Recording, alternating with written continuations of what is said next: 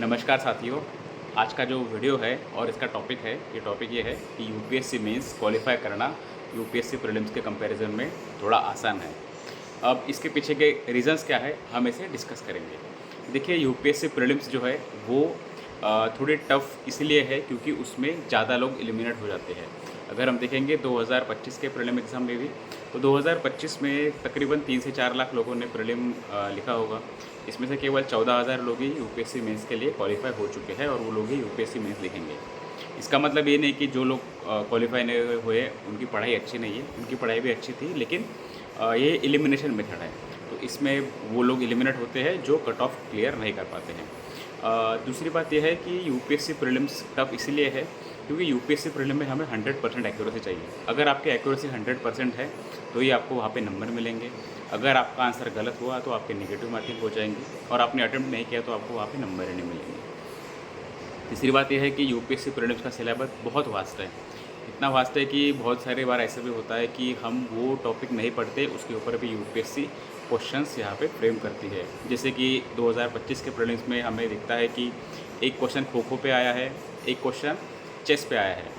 मुझे नहीं लगता कि बहुत सारे एस्पिरेंट को इसके बारे में डिटेल में ऐसी इन्फॉर्मेशन होगी या नॉलेज होगा, लेकिन फिर भी हमें सॉल्व करने की बहुत ज़्यादा हमारे टेम्पटेशन होता है। हम उसे सॉल्व करते हैं और कभी कभी गलत कर बैठते हैं। एक गलत आंसर भी हमारा यूपीएससी प्रीलिम्स का जो रिजल्ट है वो निगेटिव ला सकता है। तो यूपीएससी प्रीलिम इस मामले में थोड़ी टफ है। और एक बात ये भी है कि यूपीएससी प्रीलिम्स में हमें भले एलिमिनेशन मेथड रहती है, लेकिन कुछ आंसर ऐसे, कुछ ऑप्शन ऐसे रहते हैं, वो इतने कंफ्यूजिंग रहते हैं कि हम उसे एलिमिनेट ठीक से नहीं कर पाते हैं और हमारा वहाँ पे आंसर गलत होने की संभावनाएं बढ़ती है। अगर हम सीसेट के बारे में देखेंगे तो बहुत सारे लोग ह्यूमैनिटीज़ बैकग्राउंड के हैं, उनके लिए भी थोड़ा सीसेट टफ होता है क्योंकि उसमें मैथ्स, इंग्लिश कॉम्प्रहेंशन और रीजनिंग जैसे टॉपिक होते हैं जो ह्यूमैनिटीज़ में आफ्टर 10th और आफ्टर 12th उस टॉपिक पे वहाँ पे ज़्यादा काम नहीं हो पाता है ह्यूमैनिटीज़ के एस्पिरेंट्स के द्वारा। लेकिन इंजीनियरिंग एस्पिरेंट्स को या जो एमबीए जिन्होंने किया है उनके लिए थोड़ा आसान होता है। ये अभी तक का जो हमारा एक्सपीरियंस है वहाँ से हमें दिखता है। अब यूपीएससी मेंस पास करना आसान क्यों है? देखिए, यूपीएससी मेंस पास करना इसीलिए आसान है, उसके कुछ कारण हैं। सबसे पहली बात ये है कि यूपीएससी मेंस का जो सिलेबस है उसमें के बहुत सारे टॉपिक यूपीएससी प्रीलिम्स के टॉपिक के अनुसार ही है। जैसे कि मॉडर्न इंडियन हिस्ट्री हो गया, पॉलिटी हो गया, ज्योग्राफी हो गया, इकोनॉमी हो गया, एनवायरनमेंट हो गया, जो हम ऑलरेडी यूपीएससी प्रीलिम्स के लिए पढ़ते हैं, तो हमारी तैयारी वहाँ पे ठीक ठाक से हो ही जाती है। दूसरी बात यह है कि यूपीएससी मेंस के जो टॉपिक्स है वो लिमिटेड है। Limited in the sense GS 1 to GS 4 में बहुत टॉपिक्स है। हर पेपर में कम से कम 14-15 ऐसे टॉपिक्स हैं। लेकिन अगर हम वो टॉपिक अच्छे से करते हैं तो हमारे पास उसकी इन्फॉर्मेशन ठीक ठाक हो जाती है, तो हम आंसर कुछ ना कुछ वहाँ पे लिख सकते हैं। यूपीएससी मेंस में 100% एक्यूरेसी की ज़रूरत नहीं है। अगर आपको कुछ टॉपिक्स के बारे में 100% नॉलेज भी नहीं है, फिर भी आप उस क्वेश्चन को अटेम्प्ट करके आपको 2, 3, 4 नंबर जो इवेल्यूएटर है वो आपको दे सकते हैं। तो हम उस क्वेश्चन को अटेम्प्ट भी कर सकते हैं। दूसरी बात यह है कि यूपीएससी मेंस में कि अगर आप 20 क्वेश्चन जैसे जीएस में रहते हैं, 20 क्वेश्चन आप पूरे अटेम्प्ट करोगे तो आपको हर क्वेश्चन में कुछ ना कुछ तो नंबर मिल ही जाते हैं, ठीक है। और अगर आप अच्छे से अटेम्प्ट करोगे तो आपको अच्छे नंबर भी मिल जाते हैं। अगर आप सपोज़ कीजिए कि आपने यूपीएससी मेंस में 20 क्वेश्चन में से आपको 12 या 13 क्वेश्चन अच्छे से पता आपको आते हैं, आपको जिसमें ऑन एन एवरेज 5 या 5 के ऊपर नंबर मिल रहे हैं, 6 नंबर मिल रहे हैं, तो आपको 12-13 क्वेश्चन में आपको तकरीबन 70 तक नंबर मिल जाते हैं। और 8 क्वेश्चन में अगर आपको 4 नंबर में मिल जाते हैं तो आपको वहाँ पे 32 नंबर तक, अगर ऐसा आप करोगे तो हमारा स्कोर 100 के ऊपर जाएगा।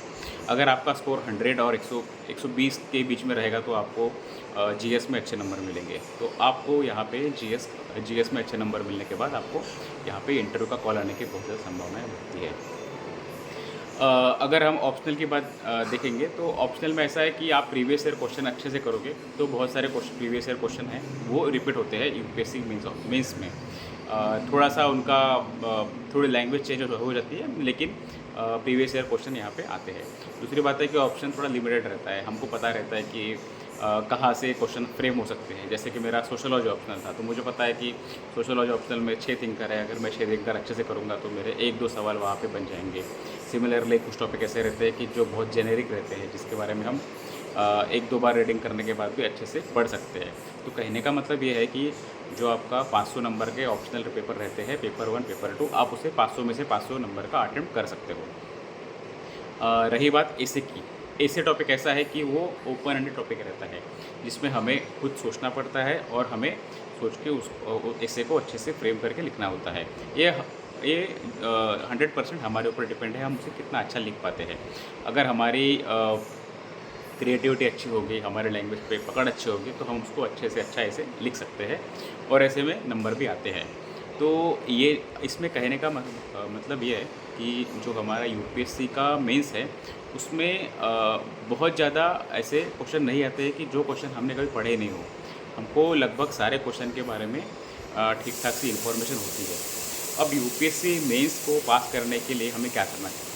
यूपीएससी मेंस को पास करने के लिए हमारे पास सबसे पहली बात तो यूपीएससी के जीएस के टॉपिक के हर एक, जो जीएस हो गया, ऑप्शनल हो गया, हर एक टॉपिक के हमारे पास नोट्स होने चाहिए या हमारे पास इन्फॉर्मेशन होनी चाहिए। अगर आपको किसी ने कभी भी पूछा कि फॉर एग्जांपल आईआर के बारे में बताओ या सोसाइटी के बारे में बताओ या गवर्नेंस पॉलिसी के बारे में बताओ, तो हमें उसके बारे में पता होना चाहिए। इसके बारे में क्या पता होना चाहिए? इसके बारे में हमारे पास एक टेम्पलेट होना चाहिए जिसमें जो हमारा बेसिक्स है। अब सपोज़ कीजिए कि आप आईआर के बारे में बात करेंगे। अब आईआर के बारे में हमें ये पता होना चाहिए कि इंडिया के बायलैटरल रिलेशन कैसे है हमारे नेबरिंग कंट्री से, जो कि साउथ एशियन कंट्रीज हो गई है, सार्क कंट्री, उसके बाद बिम्स्टेक कंट्री, उसके बाद एशियन कंट्री, उसके बाद China, USA, European union, Japan, south Korea और भी अफ्रीकन यूनियन, अफ्रीकन कंट्रीज़ हो गई या वेस्ट एशिया हो गए, रशिया हो गए। इसमें हमारा डायस्पोरा के बारे में हमें पता होना चाहिए। हमारा ट्रेड कितना है ये पता होना चाहिए। हमारे इसमें प्रोज क्या है, कॉन्स क्या है, इश्यूज़ क्या है, ये पता होने चाहिए। और एक बात इसमें श्योर है कि आपका जो आईआर है या आपका कोई भी टॉपिक है, वो इतना अपडेट फास्टली नहीं होता। अगर 2023 के भी आपके पास डेटा होगा, तो आप 2023 का डाटा 2025 के मेंस में आईआर में लिख सकते हो। इसमें कुछ बहुत चेंजेस नहीं होते हैं। हाँ, कुछ जगह चेंजेस हो सकते हैं, जैसे ऑपरेशन सिंदूर हुआ या ट्रेड पॉलिसी हो गई after changes in resume in US government, तो इसमें कुछ हो सकता है, लेकिन मोटा मोटी वही रहता है। सोसाइटी में वही रहेगा। 2011 का सेंसस हम आज भी यूज़ कर रहे हैं, क्योंकि जो हमारा नेक्स्ट सेंसस है वो 2027 में होने वाला है। तो सोसाइटी के क्वेश्चन में आप वही आंसर लिखोगे 2011 के सेंसस के अकॉर्डिंग, और उसमें भी वही फैक्ट्स और फिगर रहेंगे।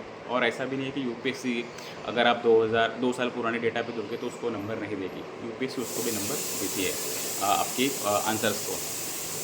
सिमिलरली जो बाकी टॉपिक्स है, गवर्नमेंट की पॉलिसीज़ हो गई या कोई भी स्कीम हो गई, उस स्कीम के बारे में आप किधर भी कोट कर सकते हो। जैसे कि स्टार्टअप इंडिया स्कीम है। स्टार्टअप इंडिया स्कीम आपकी गवर्नमेंट गुड गवर्नेंस में भी आएंगी, एम्प्लॉयमेंट जनरेशन में भी आएंगी, यूथ में भी आएंगी, स्किल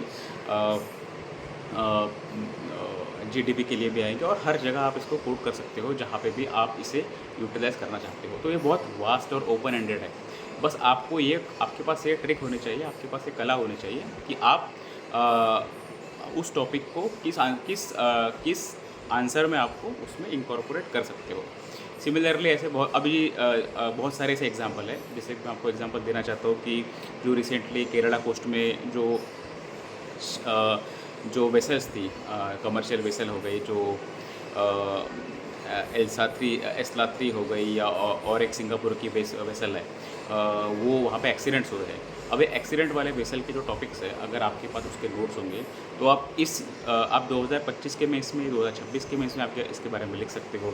इसमें आप इथिक्स के केस स्टडी में आप इसको कोट कर सकते हो।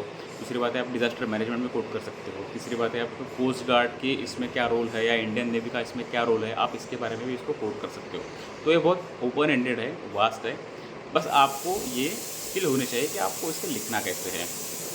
तो हाँ, लेकिन इसके लिए, लिखने के लिए आपके पास प्रैक्टिस पहले से होनी चाहिए। आपने अगर जीएस की, ऑप्शनल की या एसए की टेस्ट सीरीज़ ज्वाइन की होंगी या आपने खुद से ही आंसर लिखोगे तो आपको इसका बेनिफिट होगा। आप जितना ज़्यादा प्रैक्टिस करोगे उतना ही आप अच्छे से हमारे यूपीएससी मेंस में आंसर लिख पाते हो। अब आंसर लिखने के पीछे भी दूसरी बात यह है कि यूपीएससी मेंस में अगर आप सिंपल आंसर लिखोगे, जितना सिंपल आंसर रहेगा उतने आपको अच्छे नंबर मिलने की संभावनाएं बढ़ती है।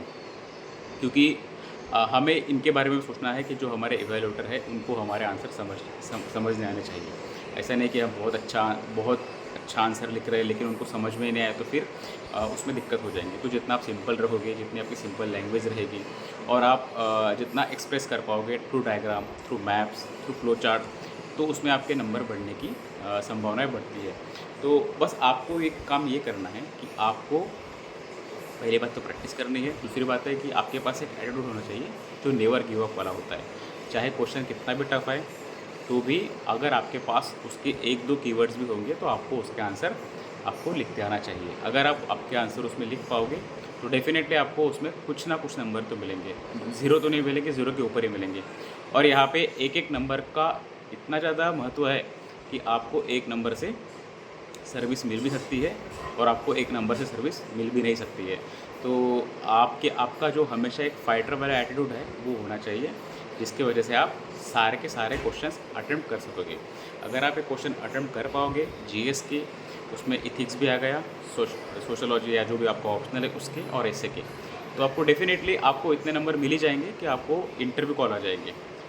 दूसरी बात यह है कि अगर आप आपके आंसर्स में और थोड़ा सा क्वालिटी इंक्रीजमेंट करोगे तो आपका अगर कट ऑफ से 50 या 60 नंबर आप ऊपर रहोगे और आपका इंटरव्यू अगर ठीक ठाक भी जाएगा तो भी आपको यूपीएससी में सिलेक्शन की संभावनाएं बढ़ती है। अगर आपके आंसर बहुत ही अच्छे होंगे, हर आंसर आपके बहुत क्वालिटी होंगे, तो आपको आईएएस और आईएफएस जैसी पोस्ट, टॉप मोस्ट पोस्ट भी मिल सकती है। बस आपको ये है कि आप कितना अच्छा यहाँ पे मेंस में कर पाओगे, आप कितना अच्छा एक्सप्रेस कर पाओगे और आपके पास कितने अच्छे फैक्ट होंगे और आपको ये फैक्ट आपके आंसर में कैसे आप लिख पाओगे उसके ऊपर ये निर्भर करता है। तो यही है कि इसीलिए मुझे ऐसा लगता है कि हमेशा कि यूपीएससी मेंस जो है वो यूपीएससी प्रीलिम्स से थोड़ा सा सिंपल है समझने में। आई होप जो मैंने कहा ये आपको ठीक लगा होगा या समझा होगा। तो अगर आप यूपीएससी मेंस लिख रहे हो तो आपको मेरी तरफ से बहुत सारी शुभकामनाएं। आप अच्छे से पेपर लिखो और हमेशा ये याद रखना कि अगर आपने पढ़ाई की होंगी तो आप उसको यूपीएससी मेंस को अच्छे से और आराम से पास कर सकते हो। All the best. जय हिंद।